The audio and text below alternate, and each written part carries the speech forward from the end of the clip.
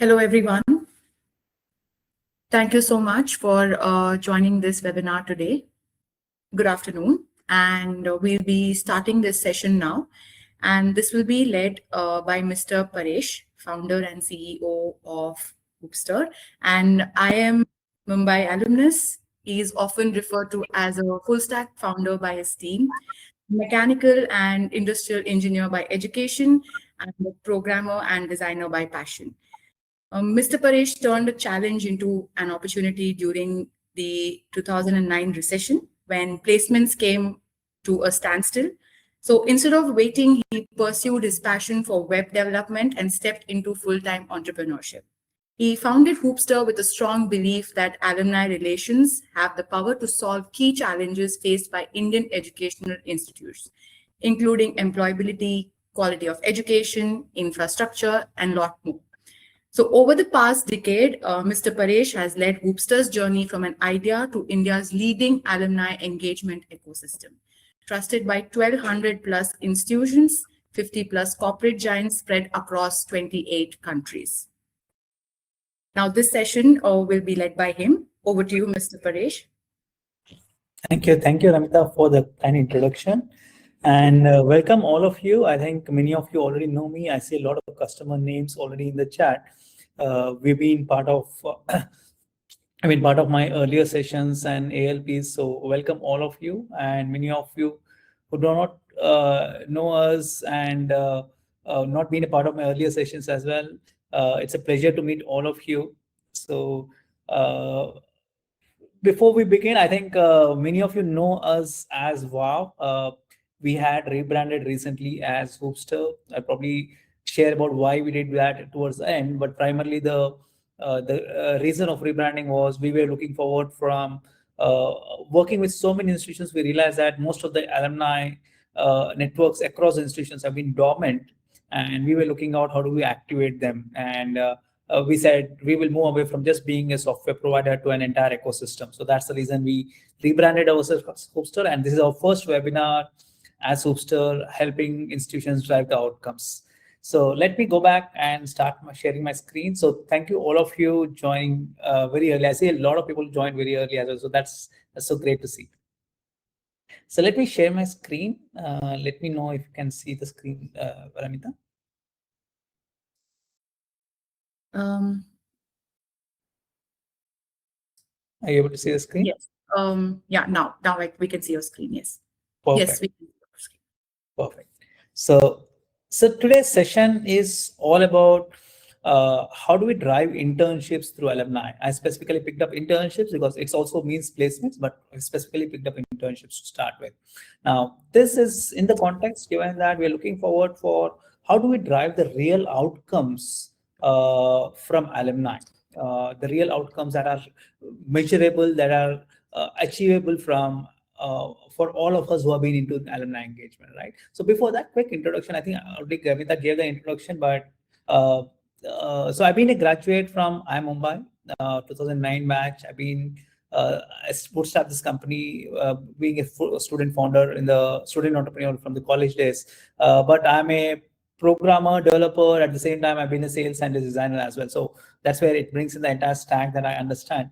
But specifically in terms of context of today's meet, I've been in the space of alumni relations for more than 15 years now. I do a training program called Alumni Leadership Program, where over the last 13 batches, we have trained more than about 1,300 alumni officers. Now, that's a very structured training program that we run, and last 5 sessions have been offline. I think many of you attended that as well. So just for people who do not know us, we've been a global leader. We work with more than 1,200 plus institutions. So many of the top institutions across India, 10 of the IIMs, 5 of the IITs, 13 of the NITs, Hyderabad, Bangalore, etc. Name any of the top colleges are already with us, working with us. And we do have presence in 28 other countries. So let me get back to the topic of today's discussion. Like, say, first question that people ask usually, like, how many internships can alumni give to the students, right? One of the reasons we picked up this topic also was that we all understand that for placements to happen, students profile with good number of real life projects or real world projects with real internships actually drive the placements, right? So the first step to improving that was internships. Now, how do we drive internships through alumni? Now, I'm showing you a data of one of the colleges that we work with. I can't disclose the name, but this is the kind of data that we had. So this is what we call as an alumni capital, and this is lying dormant. Like say that institution had about 40,000. Any institution that's about 25 to 30 years old would have similar numbers, right? You can probably estimate based on that. The proportions are, we have been seeing that the proportions are almost similar. So this particular institution has about 13,000 potential recruiters, about or 20,000 potential mentors, and about 18,000 potential donors. Now, this was a huge number. This is huge capital. And it was, what we say is it was lying dormant. Within that, we saw about 13,000 institutions. This is a bit older institution. So it had about 13,000 alumni who were A-listers. A-listers is what we call any alumni who has 50 lakhs plus salary. Now, such a diverse profile of data that we had was lying dormant, right? And what we say is rather than dormant, we say this is awaiting activation is what we say. This alumni have to be activated and look at the potential, right? Even if like 2% of the alumni start giving out 1 or 2 internships each, right? We are saying potential recruiters. Like say example we say is that if there are about 1,000 alumni entrepreneurs and 300 of them give you internships, just 3 internships each. So that's almost 8 to 900 internships that you could drive from alumni entrepreneurs itself. But here we are looking at anyone who is in CXO positions and all of that. So this is similar across institutions. This pattern is similar across institutions. If you are a newer institution that's about 20 years old, probably the numbers will be a little less. But otherwise, the potential is similar. The challenge is that if we know that the potential is huge, we know that alumni can give internships because these are people in authority. Like if someone is a CXO or a CEO can absolutely go back and pick up. Now, why are they not giving? Or why are we not able to tap them into internships, right? So this was something as a question that we would ask. Right? Now, this very simple. So we run a program called Internship Activation Program because with the branding of Hoopstr, we also do a lot of programs now. We are driving real outcomes for institutions.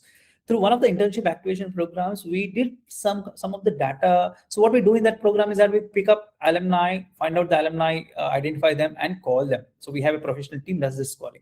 So I'm showing you 3 insights that we got from those calls. These are actual quotations that we got from those conversations with alumni, where our team was calling those alumni. Now, look at the support, right? Say, I will give one of the alumni is saying that I will explore internship support to my, he's working at Citigroup and they wanted to connect, initiate, they already are hiring interns and he wanted to connect them to the institution. Now, there's a founder who's saying that my time at the institute was truly cherished. I specialize in cybersecurity and open to providing remote internships, right? There's another CEO who's saying that I received my fair share and now I really want to contribute back in board. So the fundamental thing that we saw as a stat was almost everyone, almost 70% of your alumni wanted to give back in some way or the other, and 30% of them were ready to give internships. Now, the intent to give back was abundant. This is a real interesting insight that we got, and all of this is not coming from random data. This is our calls, the way we picked up the information, and this is coming from our stats. So this was an opening for us as well. We said, hey, there is so much of alumni wanting to give back. Now, what is happening? Why is it not happening? That comes to the second major insight that we had. One of the alums who is a CEO of an EV company, he said, I have good perception about the college, but I'm just concerned why the institution is not reached out to me the last 25 years and why now? Now, this is such an insightful, important point, right? There have been years of silence. Institution hasn't reached out for years and now suddenly reaching out to them because we've been assigned the task. We reached out to them now. Then they're feeling that, why are you reaching out now? So every institution we're speaking to is doing the same thing. You're not reached out to alumni for long. You're not engaged for them long. At least giving them an update of what's happening at the institution for long. And now suddenly reaching out. So anything that's after years of silence feels very transactional. You are going back to ask something. right? So second thing, I've been involved in recruitment every year. However, I observed that little or no improvement since my time, with minimal added value currently reaching the students. So it means that alumni want to know what is happening by the institute, what are the efforts of institution towards the current students, how are the students progressing. So all of this has to be updated to them. So what we say is that the years of silence that we had is actually breaking the trust that we built with alumni. Alumni always want to give back, but the reason it's not happening is because there's a silence. And at least updating them about what is happening at the institution and how are students progressing, what are the new initiatives is very important for us to start. The third important insight is that we found that a lot of alumni wanted to give back, right? And they reached out to the institution as well. But there was no, it was lost actually, right? So we said, so this again, one of the quote. One of the managing directors is saying that in 2017, I approached the college with multiple times with animated learning modules. So he had some e-commerce, e-learning platform that he has said, and he wanted to give that back to the institution free of cost. He's been doing the program for everyone else, and he wanted to give that free. But no one responded back. No one at the institution was inclined to pick this up. And he said it feels personally disheartening. So look at the words he's used. This is a real word. Second, this founder and director is saying that I reached out to the college through an email regarding internship opportunities at our company and no one responded. Right? Now, why is this happening? We dig down. So we do a consulting assignment with this college that we're working with.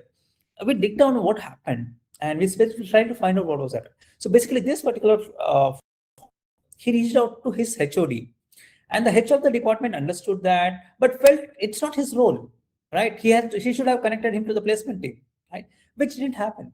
So this is what has happening. Alumni are reaching out to the HODs, alumni are reaching out to the individual professors for something or the other, but the professors are not aware or doesn't know the process to drive things. And when that intent is coming, you don't have structure and the systems at the institution. And many of the times we see that most of the alumni teams work in silos against the placement team. The placement team and alumni team don't work in hand. Now, that's not possible because your alumni are the one who are giving you opportunities. Your placement team has to work in hand. Right? So this is what is a third insight we had. Intent without systems is a lost impact. You need to have systems at the institution that drive this. Right? Now, this was good, right? We understood those three reasons that we are thinking. Now, how do I change this? How do I go ahead and solve this problem? So for all of you probably who have been already with ALP or the programs, you know this. So we run the entire platform and the program on something called as a BHA framework. BHA is our proprietary engagement framework that we work on. We say it has four things. It has build, engage, help, and ask. All of us want to ask alumni. That's the stage 4.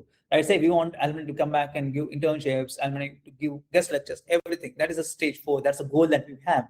But we had 3 other stages before that, which actually had to be catered to reach to the stage 4. The first and second stage is the build. Build is where you build the database, identifying the top alumni, building champions, building chapters. All of that is a build stage of your alumni program. Second is the engage stage, where you outreach the alumni, tell them that, tell them everything that's happening through emailers, newsletters, the events that you do, reunions, the awards, stories that you write, various activities that you. And most of the institutions that we work with, we are able to cater to stage 1 and stage 2 very well. They've been trying to do that very well, right? The challenge is making them come back. You don't see alumni coming back to your system, coming back to your platforms, right? Why? Because that's the most important. We say we help alumni before we ask anything. We actually have to give back what alumni. What can you give back to alumni? You can give that career help to them. You can give back a lot of alumni want networking opportunities. You can provide networking opportunities for them, right? The member benefits that you can provide to being a part of your alumni process. So those are things that make alumni come back. I'm going to share on how we do that towards later as well. But this is a stage that every alumni relations journey go through. That is build, engage, help, and then ask. The ask is the last stage of your alumni relations journey. But the real challenge when we've been working with so many institutions was that many of the institutions didn't know how to ask. And that is the focus today. I'm trying to see, because we've been building, engaging, and helping the alumni through the various programs that we bring in. But how do you ask alumni? Now, That is the crux of the game, right? Let's say, how do you like, is it like what happens in most of the institutions that we work, who wants to ask, is that they send out emailers to alumni saying that, hey, we are looking for internship program, would you be interested to hire interns? Or they send out WhatsApp messages, they send out posts everywhere. No, that is not how you ask. Okay, because ask has to be in a very personalized approach, and it can't be, it's what we say is like a sales process, right? A sales team figures out who are the ones who can be your prospects, then reaches out to them specifically, builds relationship with them, engages them in various conversations, solves them questions they have been asking, objections they have been asking, and then make the connection. So this is the process that we do. So we say, this is what we say is the activation process, right? We start with a personalized outreach, like a sales outreach. You identify who are these top A-lister alumni who can help you with internship opportunities, like could be a CXO, could be an entrepreneur, and reach out to them with a personalized approach, not transactional approach. You never reach out to them with saying that, hey, a CEO is so busy, sending you an email saying that, please, can you hire from my network, is worthless, right?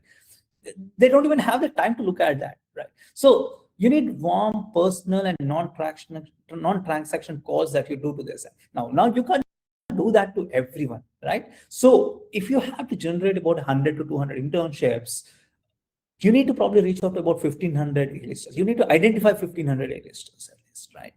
Then simple relationship building, where you don't go and ask them everything directly. Because you haven't spoken to them for long, it's important to build relationship. You probably, if he's a CEO, if he's a CXO or an entrepreneur, you would want to write stories about them.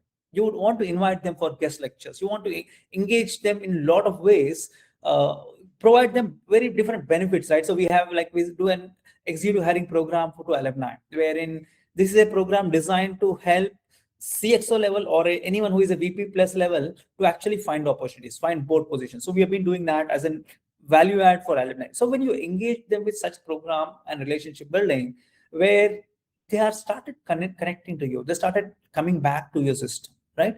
That's all probably about what we say is relationship building to almost not the first call, but at least 2 or 3 calls that you need. That's almost about half of the alumni will not even respond after that. That's probably will say about 750% conversion is what we say. Then once the alumni, a lot of alumni actually in this context will say, hey, how can you give back? We do a survey kind of thing. We ask them what are the things that you can contribute back. Many of them say that I want to come back for guest lectures. I want to come back for internship opportunities. These are pledges. So if there are about 700 alumni who are telling you that I can give something to you, then conversion, that following up with that is a pledge, right? You need to personalize follow. If someone says I want to give something, you need to follow up with them. It can't be that like they come back to you directly and then give it to you. So that's pledge collection. So we do something called pledge collection, where we collect the pledges from alumni who says I want to give internships to students. Now that pledge, converting into real internship is still another task. You need to convert those pledges into an outcome, because they are very concerned about what kind of students are coming, what kind of students I'm going to refer to my company, right? So you need to convert that into pledges. So this is while it is not a rocket science, this is a sales process. This is just like any other sales process. This is a sales process. And these are the numbers that we've been seeing happening with the colleges that we work with for especially the internship activation. Right? And it's very effective. One of the most important thing that all of you who have not been asking alumni to realize is that these are your alumni. They always have the inclination to give back. No one just asks them. Right? If you just pick up a phone and call them, have conversation with them, and then ask, can you help in some way? They are more inclined to help, right? That's it. There's no rocket science. I'm not going to teach you anything rocket science that's here, right? But that's a simple process that you do. Now, why is this failing is something that I'm going to cover. Why is this kind of system, why are institutions not able to do this? I'm going to share. Right. Now, how did we come across this? How did we been seeing the results? So all of the thing that I spoke to is coming from the experience of working with, we have picked up 4 colleges to work on this program, and we have been seeing the data. This is coming the real data that we've been seeing, right? Now, when we rebranded ourselves as Hoopstr, we said we are speaking about outcomes. We said we will be driving outcomes for the institution through something called activation programs. And we picked up 2 activation programs. One of them was an internship activation program where we could drive internships to the students through alumni, from their own alumni. Second is a young CXO fellowships. One of the questions asked by one of the colleges I was consulting was that, can we reduce the time for student to becoming a CXO to 10 years? From student of my college to becoming a CXO. Well, that was a beautiful thing. And then we designed this CXO fellowship. We signed up that college in November last year. And then this came up after a couple of interactions when we presented the consulting report. And that was a beautiful. So we designed that beautiful program for them. It's called Young CXO Fellowship Program. This is going to start for them in this month of June. So then we said that's going to be our mission. And with the new branding, with the new Hoopstr, we said we will drive about 10,000 internships and 100 crores of scholarship. Because working with institutions for 10 years long, if anyone asks me, Paresh, what was an outcomes that you drew? I didn't have any numbers. Now we said that's not going to be the way how it should be. We will drive the internships and scholarships to alumni. And so we said that's going. These are two outcomes that we want to drive in next 3 years, and we are choosing about 30 institutions for the cohort 1 of this programs. Now, this was all fine, but why is it not happening? How are we doing it? So because coming from my practical experience of how we are doing it, we identified the 4 reasons. Most common reason is don't know whom to ask, right? Who will give you internships? So we are using AI to identify A-listers. Pardon for the spelling mistakes. I just did the presentation before the meet, so I couldn't check that. Pardon for the spelling mistakes. But we use AI to identify A-listers. Many of you already know about the magic platform that we use to build this AI and give this course. I'll show you how it works. But that is helping us drill down from the 40,000 alumni or 35,000, 30,000 A-listers that we had to the people who can give us internships, right? So we using all the manual efforts that we're making, we're doing all of that using AI. Once you identify the alumni who can give you, you have to either reach out to the person manually, personally, or you have to find out the details of the person as well, because you will not have the email and phone number directly. So we have our own techniques that we do that, but that's something as a process that we do. Now, second important challenge we see institutions not able to do is that they don't know how to ask. Now, this is something very important. Now, what's happening is that many of the institutions, they don't have the dedicated teams to build the relationship. They either have professors who are half professor, I would say, because they have an academic work and then also giving this role, right? So professors doing that. So you need dedicated people to do the relationship building through calls, right? That is a challenge. They don't know how to ask. Even if you have someone dedicatedly, someone don't know how to ask. You don't ask a question like, can you give me an internship? You have to engage with them. You have to ask them about the feedback about what was their experience at the college? What were their interests on how can we improve the student care? So you do a survey to start with. Then you say, we have these programs and initiatives that we have started for the alumni. Would you be interested in to be a part of it? So all of that has to go before you start asking. So that's the second important thing. Now, many of the times, even when we reach out, alumni don't respond. Now that is critical. How do you make alumni respond? So this is the engage and help starts. When we are doing programs, like one of the things was Ascend Elite. Ascend Elite is an executive hiring program for alumni.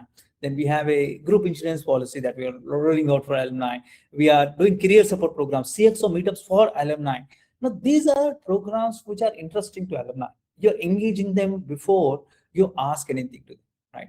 Then the third and the last important challenge is the lack of focus. Like I said, many of the institutions don't have a dedicated teams. Now, various reasons. I don't know. I couldn't point out a single reason because every institution has their own reach and play.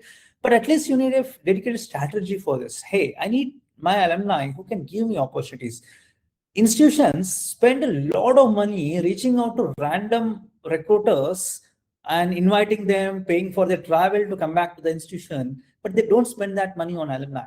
Now, I don't understand why, but here, what you need is you need dedicated professionals to be hired to actually help you do that kind of outreach. So you need dedicated team within the company, within the institution, or at least like what we've been supporting with, right? So you need something like that to do it. But at least more importantly, what you need is a strategy rather than just the team or a people, right? You can't make it like a part.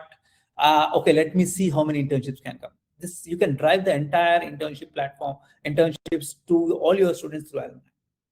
Now, that's it. I think I'll just show you what are the things that. So we use AI insights to drive. So this is from one of the colleges as a high level scores of people, right? So you identify with Magic DB that we do, we basically get these insights. How are the potential donors, potential mentors, potential recruiters, how many of them are entrepreneurs, how many of them studied abroad, CXOs, all of this is something that we pick up from the Magic as using AI. And within that, we have a scoring mechanism. So say within entrepreneurs and CXOs, at least like say here, we can see that about 1,000 entrepreneurs and about 500 CXOs, right? Now, both of them have potential to give it. So that's about 1,500 probably for this particular college. Now, 1,500 can be converted into the recruiters here you see is basically maybe have identified that based on the recruiters of that particular college who are into HR domain already, right? So that included. So that's almost about 800 people. Now, within this 1,800 people, there are scores that we give. We say that's an AI assessment score. Like say, this is for one of the profiles, you get a score like high earning, high net worth, he's a subject matter expert in the domain with all entire biodata scanned from his profile that we bring on, right? So you get an assessment score. Based on this assessment score, we drill down, we pick up who you want to reach out to, shortlist, when we reach out to sales, right? We shortlist, qualify the people who we reach out to, and then start building relationship. Right? So this is it. I think I didn't have anything out of the box to tell. This is a simple process, but we have seen results coming in. So like I said, for the institution that we work with, for the first 3 months, we did about 100 plus relationships, 110 or something.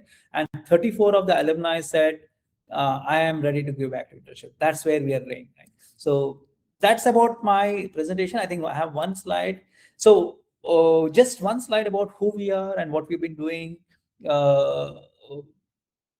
Like when we said we are Hoopstr, we said we are entire alumni activation engine. And what it means is we classify alumni stages in 3 things. One is the foundation, where you have an alumni portal and mobile app, your database building, alumni leadership program that I do as a training program to understand what you do. But then there are activation. Activation is where this is the critical part of it. How do you activate the alumni, right? So one of the programs that many of the institutions partnered with is already activated is called Ascend Delight. In this, what we are doing is we are picking up, we are saying that this is a program offered to the alumni by the institution, but we are the enablers of it, where senior alumni, whoever is VP and X level, so that's like say anyone we say is a A-lister, 50 lakhs plus, who wants to look out for an opportunity change, they apply to the program. And when they apply to a program like this, we have a team who understands, the concierge team who reaches out to the person, who tells them that the program about, understands what the person needs, and then connects them to the partner headhunting companies. We have executive search companies, GCC hiring companies, who are all of them who are looking for people like this. Now we are doing that matchmaking and providing them the connection. It's a win-win because for an alumni, they are getting a discrete concierge, which they don't usually have. They never tell that I'm looking for a job outside. The second, for an institution, you're offering solution, you're offering a very beautiful program to the alumni, without any other additional effort or something, because we are taking the entire operation. Now, for a recruiter or a headhunting company, they are getting access to this high. Now it's a win-win for all of them.